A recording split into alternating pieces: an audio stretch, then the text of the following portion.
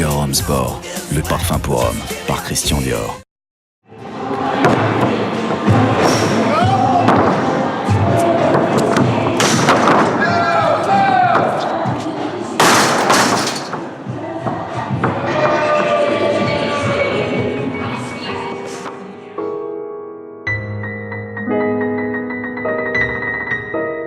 Il est impressionné quand même, tu vois, avec les dreadlocks. Un peu sauvageant, quoi, tu vois, pas sociable.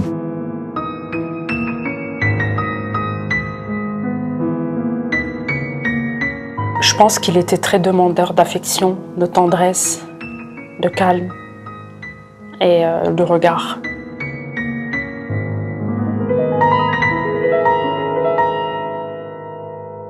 Le petit chouchou de Saint-Dizier du Verbois, Kadouziani.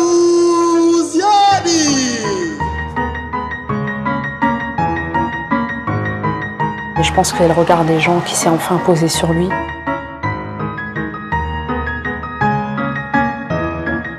C'était super, on a découvert un autre cadeau. La chenille qui devient un papillon. Kadouziani, le rebeu qui donne petit, maigre, qui met tous les clichés à mal. Iconoclaste. Je détruis les normes. He's a legend in the game, man. He revolutionized the game.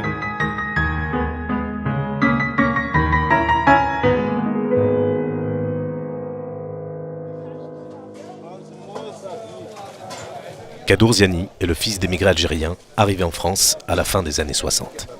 Son père, Ahmed, a quitté Oran pour travailler comme ouvrier dans la métallurgie. Hania est mère au foyer et s'occupe des 13 enfants. 9e de la fratrie, Kadour a grandi dans le quartier du Verbois à Saint-Dizier. Les jeunes et la violence, posez la question dans ce département de la Haute-Marne, on vous répondra Saint-Dizier. Posez la même question à Saint-Dizier, on vous dira le quartier du Verbois. Et à cette question au Verbois, on vous montrera du doigt l'immeuble 36. Le 36 et le 36 terre, les bâtiments les plus malfamés de Saint-Dizier. C'est là où on a fait toutes nos armes, où on a été éduqués. C'est là où tu trouvais le regroupement de gens dangereux et difficiles. Au Verbois, c'était là, quoi. T'avais tout genre de trafic, les trafics de drogue, t'avais tout. C'est les bagarres au couteau, les tentatives de meurtre. Le meurtre hier soir d'un habitant du quartier du Verbois à Saint-Dizier. Ouais, c'est de la grosse délinquance, tu vois, et c'était des gens, des caïds. Il y avait la drogue et tout type de drogue. L'héroïne et tout ça, les cachets et tout ça. Donc nous, on savait qu'il y avait un peu de tout ça dans la famille. Et donc nous, on le vivait mal, hein, aussi, tu vois. Tu sais, quand il y en a, ils veulent sauter par la fenêtre. Il y en a, tu vois, que ton père, il rattrape un gars par le pied. Le gars, il est du 3e étage. C'est quoi ce délire? Mais le gars, c'est un frère. Nous, on est tout jeunes, on est paniqués, quoi. Et comment ça? Et nous, on grandit sous ce climat. Et on voit, on paye les dommages collatéraux de ces trucs-là. Le grand frère, il nous faisait mal, hein. Quand il nous attrapait, c'était pire que notre père, hein. Pas de la maltraitance, mais on va dire, les grands frères, des fois, ils abusent. Tu vois, les coups, moi, par exemple, à un moment donné, je ressentais plus la douleur. C'est quoi cette violence? Pourquoi? Et pourquoi moi j'ai à subir tout ça?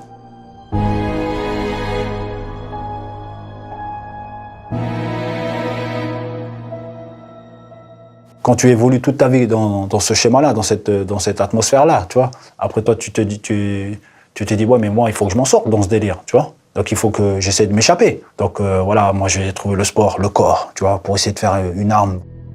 À essayer de devenir un cascadeur, je voulais sauter partout, je voulais voler.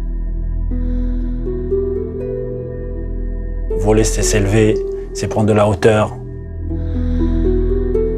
Et les oiseaux, ils m'ont toujours fasciné. Quand tu as des ailes, tu peux pas avoir de problème. Il y a un problème, tu voles au-dessus du problème. Des ailes comme une arme absolue. triompher de tout. S'arracher, s'élever. Kadour a 16 ans et découvre la NBA. Fasciné par ces dunkers qui se défient une fois par an lors du All-Star Game.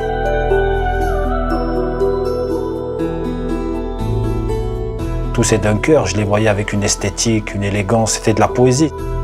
Pour moi, c'était des artistes. On avait l'impression que c'était des gens qui pouvaient voler. Mais vraiment ça, quoi. Il y avait plein de personnages comme des super-héros. T'avais Clyde Drexler, Et Wilkins, Spud Webb, Jay Brown. Skywalker. Chacun, il a commencé à vouloir étudier un personnage, lui ressembler. Et moi, c'était Michael Jordan. Le gars, il avait une grâce. Dunk des lancers francs avec des pauses.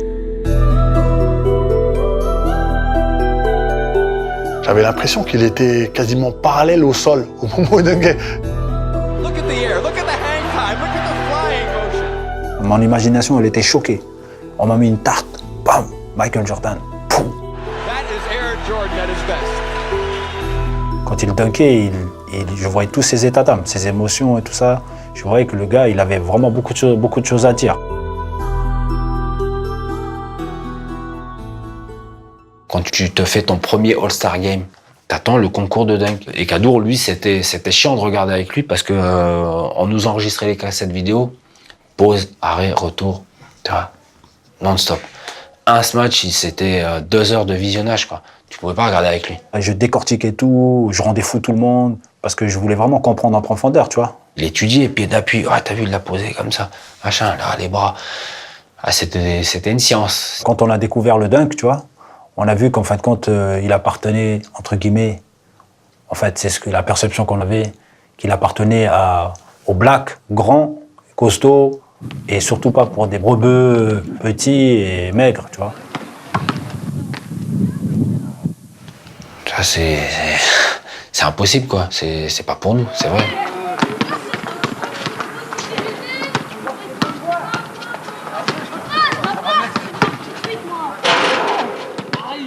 Moi, j'ai dunké avec un caillou, une bille, bref. Après, j'ai commencé à dunker.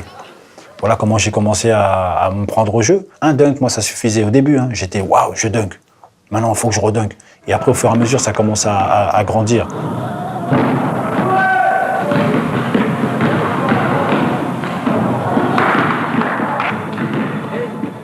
Quand on se lance dans un sport et qu'on est passionné par ce sport, on évolue très vite. Et Kadour, lui, il avait évolué très vite, parce qu'il en faisait tout le temps. Et j'ai commencé à devenir fou. Un malade mental du dunk, tu vois. J'ai basculé dans la passion.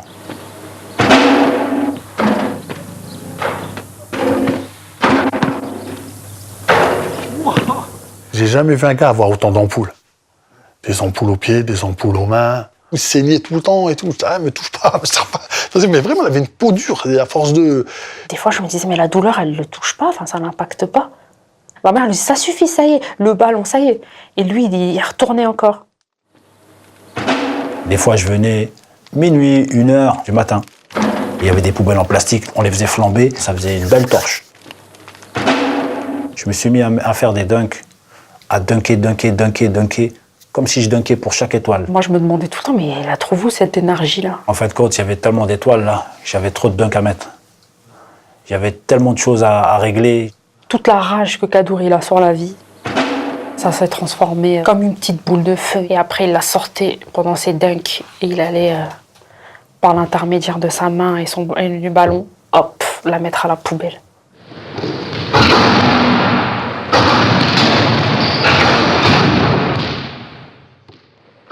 Avec les années 90, la culture hip-hop débarque en France. Le basket américain et le dunk explosent dans les quartiers. Ce geste spectaculaire devient une discipline à part entière. Kadour et son maître 79 frappent les esprits sur les playgrounds de France.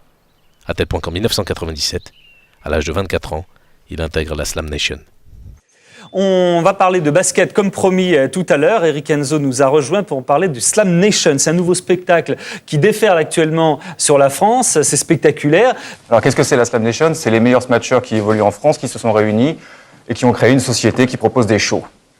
Et ces shows, le show, c'est tout simplement les meilleurs matchs au monde. Ça existe. On n'a pas vu ça ailleurs. Alors il y avait les Harlem Globetrotters, maintenant c'est un peu terminé. Il y a désormais la Slam Nation. On vient tous pratiquement d'un quartier défavorisé.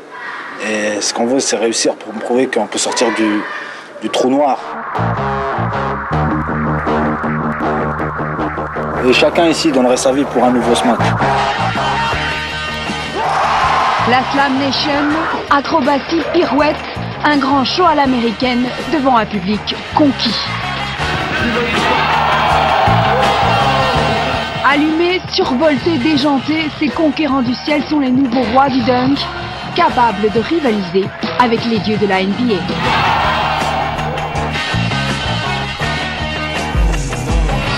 Regardez, découverte de ces fous volants, ce sont les dunkers de la Slam Nation. Je m'appelle Kadour Ziani, je fais 1m79, j'ai 23 ans et je suis d'origine algérienne.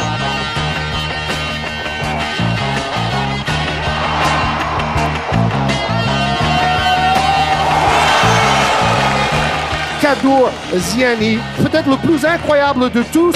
Il a une détente verticale de 1m45.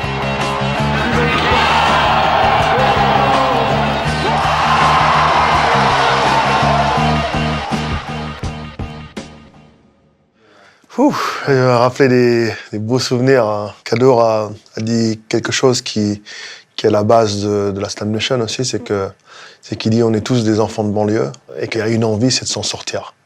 Pour nous qui partons de nulle part, c'était une voie à une nouvelle vie en fait, quoi.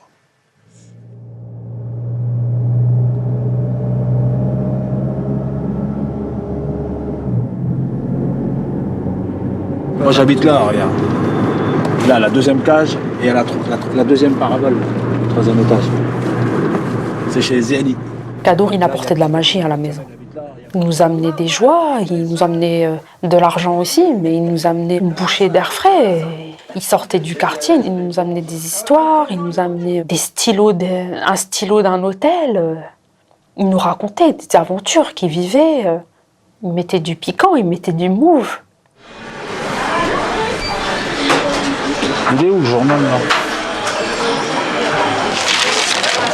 Ah. Kadour avec un H, il sait même pas comment je m'appelle. C'est grave. Hein. Je suis vraiment pas d'ici, je suis vraiment un étranger. Ils font une faute d'orthographe sur mon nom. Quand il y a eu la médiatisation, pour nous c'était une consécration. Et mon père, le premier qui rentrait, l'infirmière, le facteur, il lui montrait tout de suite. Regarde, c'est mon fils, c'est Marc Ziani. D'habitude, il allait au café pour jouer au tiercé, il prenait que la page du cheval, tu vois. Et les autres, ils jetaient. Mais non, c'est non, le sport et le cheval, c'était juste à côté. Donc, t'as vu Woldy, t'as vu mon fils? Il découpait le truc, il disait, oh, c'est ça mon dada. J'étais trop fier. Et donc, je voulais encore amener des articles pour mon père, pour que lui soit le roi du café.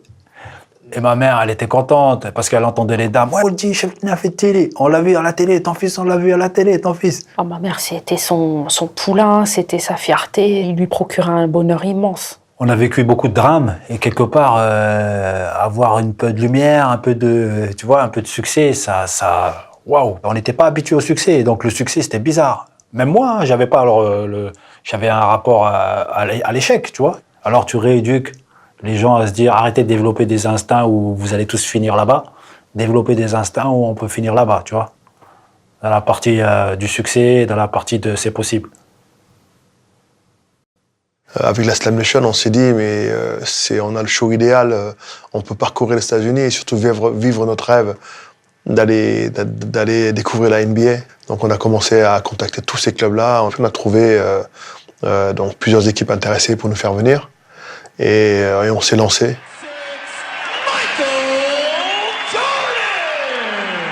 On visait absolument Chicago parce que Jordan y a joué. Jordan, c'est un peu celui qui a initié cette folie basket et cette passion. Donc être sur ces terres, fallait se pincer pour se dire, on y est vraiment là.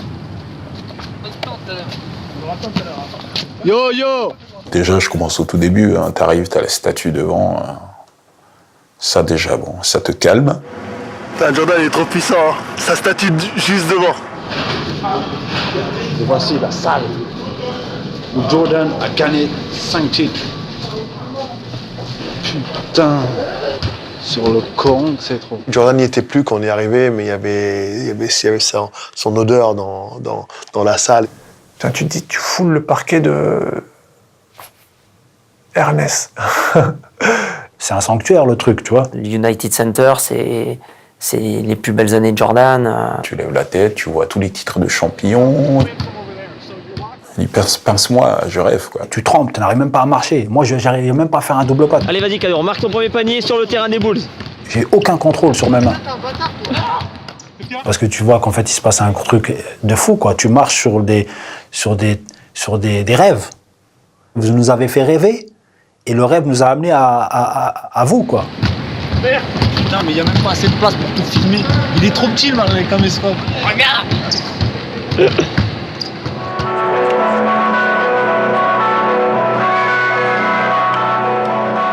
Ça suffit pas maintenant, il faut prouver aux autres pourquoi tu es là. Ça nous a mis une bonne pression, tu vois.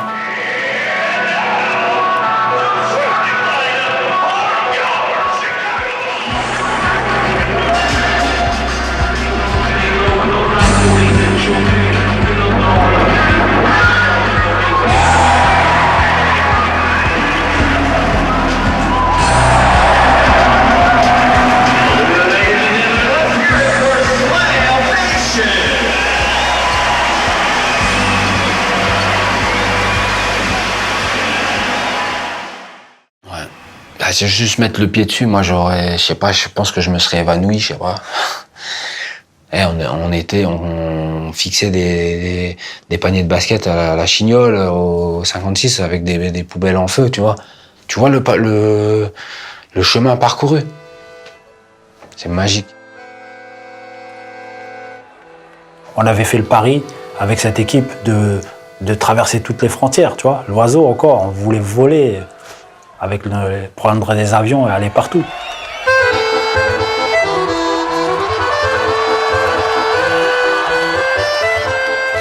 Slam Nation 5-2 en Russie. Yes. Verbois, Saint-Dizier représente. Welcome to the Philippines. On tournait un peu dans le monde, hein, parce qu'on allait en Russie, en Espagne, en Guyane. En Pologne. La Hongrie, je crois. L'Allemagne. La Roumanie, le Portugal. Taïwan. La Belgique, l'Italie. En Grèce. C'était Christophe Colomb, Cadour, pour moi.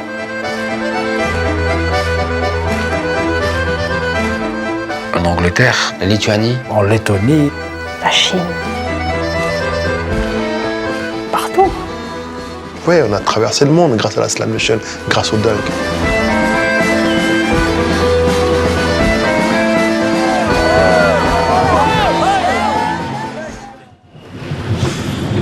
Alors, on va à la place Tiananmen, la place des étudiants révoltés. Là où il y avait le célèbre étudiant qui s'était opposé au char, qui avait barré la route au char. Donc, la place là, c'est une place symbolique de la révolution en Chine. Là, le char, il a été vers là. Et ça t'a venu là. On y est.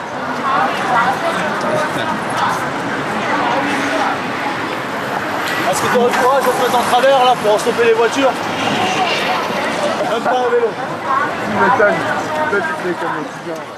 Le voyage ouvre les esprits, mais le voyage te permet de te regarder de loin. Donc moi, je suis sorti de la France, je suis sorti de Saint-Dizier, je suis sorti de ma condition pour voir ma condition de loin.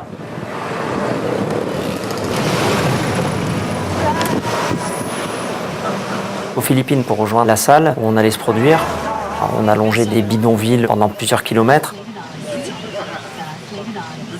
Ça nous a fendu le cœur, quoi. C'était vraiment la première fois où on voyait une extrême misère comme ça. Dans les bouchons, on a des gamins qui venaient en plein périphérie, qui venaient taper à la fenêtre, qui demandaient à manger, des choses comme ça.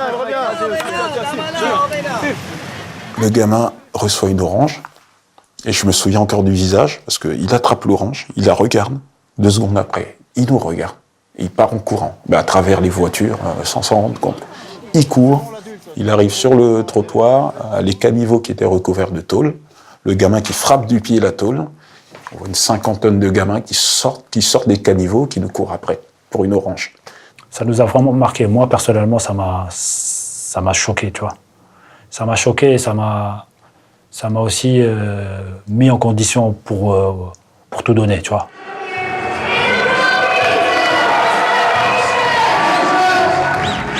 Il fallait vraiment que tu donnes de l'espoir là où il n'y en a pas, tu vois.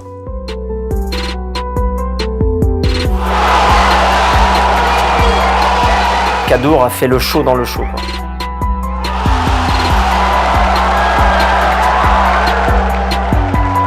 C'était du très très haut niveau. On était tous en transe, hein. Lui particulièrement.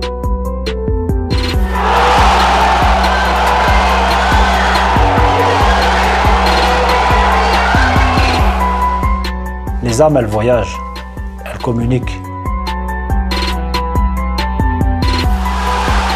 On est en relation avec les gens, on n'est pas tout seul, tu vois. Moi, je peux pas être heureux si les gens sont malheureux.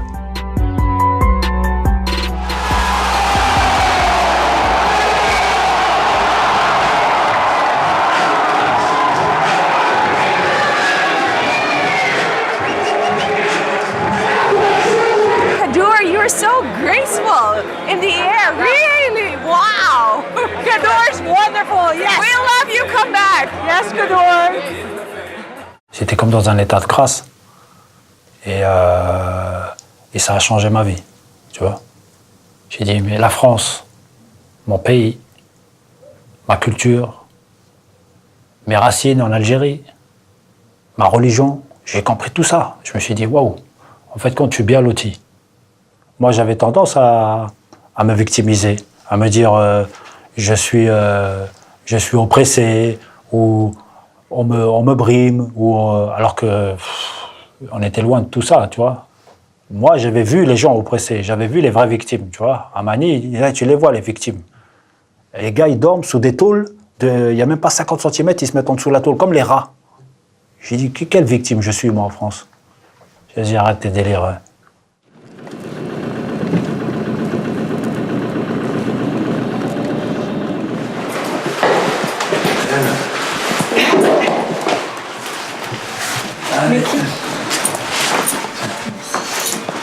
Papa. Samba. وعاونا وين يمشي الامريكان ولا الالمان ولا تو vous êtes comme un chapeau toujours là-haut. Parle-lui de la fonderie. Ah, la fonderie. Parle de ta santé là-haut.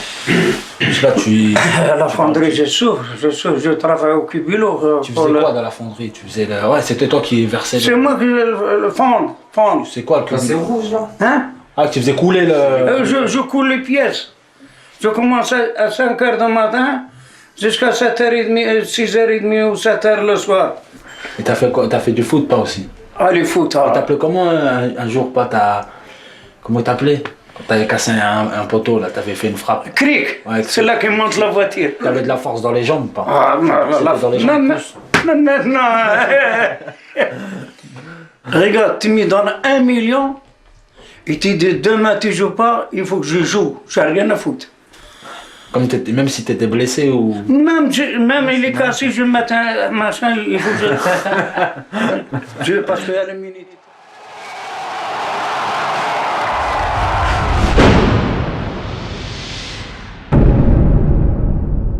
La prise de risque chez Kadour était souvent très impressionnante, mais qui correspond à son tempérament, à son caractère, à sa façon de vivre. Comme on peut le voir dans des sports extrêmes, c'était quelqu'un qui était capable de prendre des risques insensés. Il est vraiment dans l'instinct pur. C'est-à-dire, il va se matcher, il pense pas à demain, il pense au moment, à l'instant présent.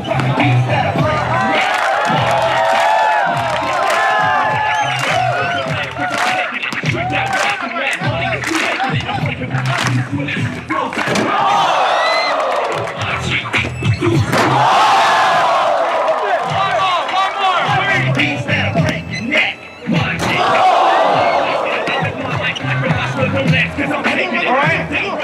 En fait, il se tranche l'index sur l'arceau. La coupure est très profonde. On voyait l'os, hein. Et lui, il me dit, ouais, ça va, ça va. Je dis, ah non, t'es ouf, mec, t'es fou. Là, il faut des points de suture et tout ça. Et du coup, il a été emmené à l'hôpital. He wants a shot. Quoi? La piqûre? Tu veux pas la piqûre? Non, non, non, non, non. Je préfère crever qu'avoir la piqûre. He prefer to die than to get a shot. Huh? He prefer to die than to get a shot. Really? Yeah. The shot is, for me, is... Okay, I see. Kaddour, tout de suite, en fait, il pense qu'à une chose, c'est comment je vais faire pour dunker demain. Il n'y a que ça qui l'intéresse. Il faut le rafistoler tant bien que mal, mais il faut le rafistoler, quoi. Does it hurt? No, no, no, go. Don't move. Il faut que ça tienne, là. Tu mets du bon fil. Du fil de brochet, là. Il y a mis du fil de pêche. He wants to finish the shot. He'll ask if he can go back to dunk.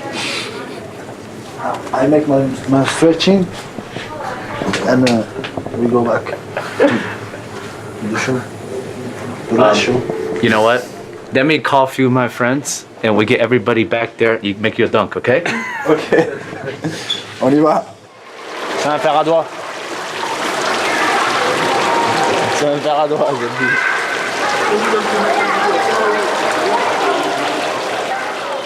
Je lui fabrique une sorte d'attelle pour protéger le bout du doigt. Ah, la longueur, elle est bonne. Là, la longueur, elle est bonne. Juste avant le show, en plus. Là, on partait au show, bordel. Hein? Tu veux Thomas? Vas-y.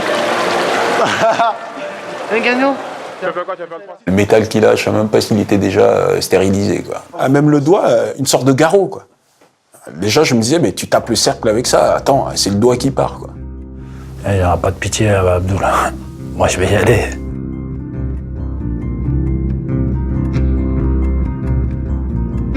De toute façon, c'est Kaddour, qu'est-ce que tu veux faire? De toute façon, si tu enlèves ça, c'est comme si tu le décapitais. Je sens qu'il faut que je suive mon feeling. Advienne que pourra, il n'y a pas de... J'assumerai.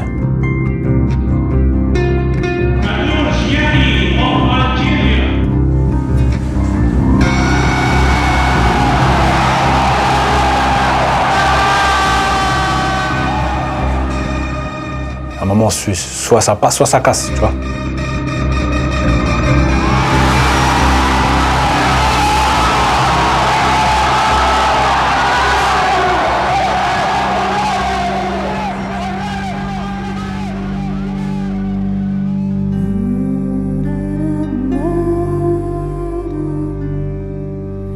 De toute façon, c'était impensable pour lui de manquer un show. C'est juste une frustration qu'il n'est pas capable de gérer parce que c'est sa drogue. S'il n'a pas ça, c'est la déprime. Quand on est dunker, on est drogué. On est drogué à la sensation qu'on est en train de vivre quand on s'envole. On est drogué parce que ces 2 secondes là, c'est des 2 secondes d'éternité, de plénitude, où là, il n'y a plus rien. Waouh, tu as l'impression d'être entre la vie et la mort. La blessure, c'est une menace qui te dit, attention, ça peut tout s'arrêter d'un coup. C'est la mort, c'est la fin. Donc la blessure, c'est comme la mort, comme la fin. Donc tu ne peux pas accepter la mort. Continuer à ne jamais accepter, c'était continuer à rester un drogué. Et ce drogué-là, il me faisait passer des caps. Tu vois. À partir de la trentaine, je pense qu'il s'est rendu compte en fait que son corps et son esprit étaient étroitement liés et que son corps, c'était un outil. À la trentaine, je suis à un carrefour. J'ai acquis une certaine maîtrise de moi-même. Maintenant, il faut que je dure.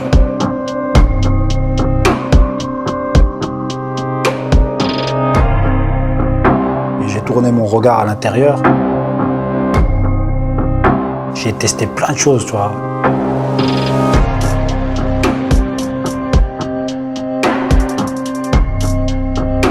En perpétuelle recherche de nouveaux exercices, du moindre détail, comme quelqu'un qui cherchait la perfection et qui, effectivement, voulait durer. Au niveau de la souplesse, j'ai beaucoup étudié les mouvements du chat.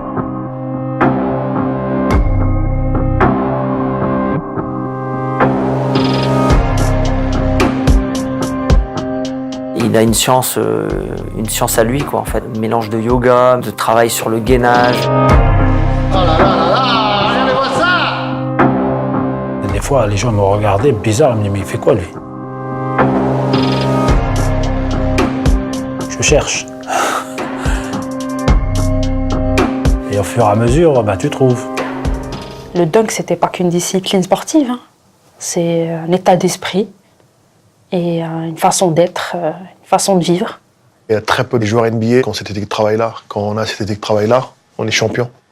Il y a beaucoup de joueurs NBA, mais qui ne sont pas des champions, qui ne vont pas au bout d'eux-mêmes comme Kadour l'a fait. C'est toute cette science, elle m'a permis de durer, elle m'a permis aussi de pouvoir continuer à dunker. Et à 32 ans, j'ai eu la chance, tu vois, de dunker devant Vince Carter.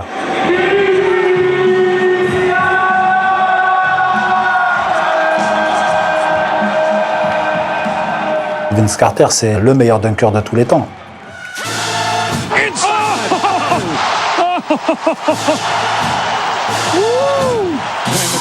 C'est comme si je passais un doctorat, tu vois.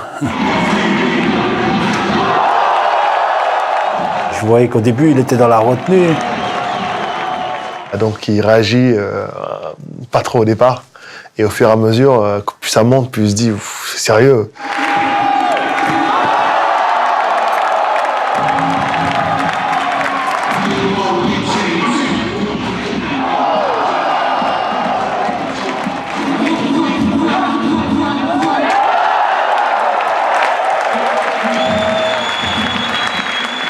Il est surpris, choqué, il se lève, il check Kadour avec beaucoup de respect, quoi, parce que bon, le dunk pour lui, c'est aussi quelque chose de très important.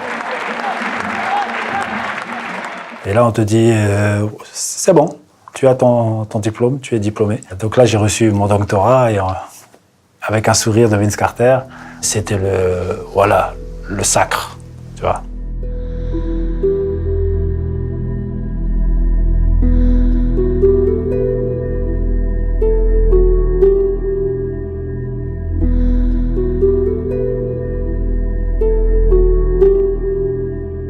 Moi, j'ai vraiment voulu que le dunk soit un langage vulgarisé, c'est-à-dire donner ça à tout le monde, que tout le monde puisse dunker, se mettre en mode beau gosse, exister. L'iconoclaste, il détruit, mais aussi il vient inventer un nouveau langage pour avoir un nouveau rapport avec le monde. Et moi, ce dunk, c'était un nouveau langage pour apprécier le monde.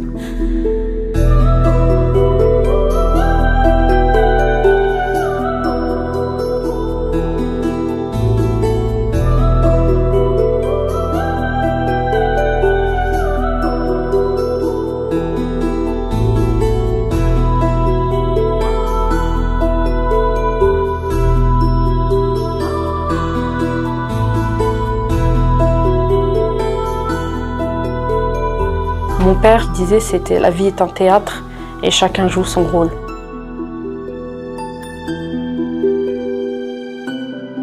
La vie c'est un théâtre et chacun joue son rôle.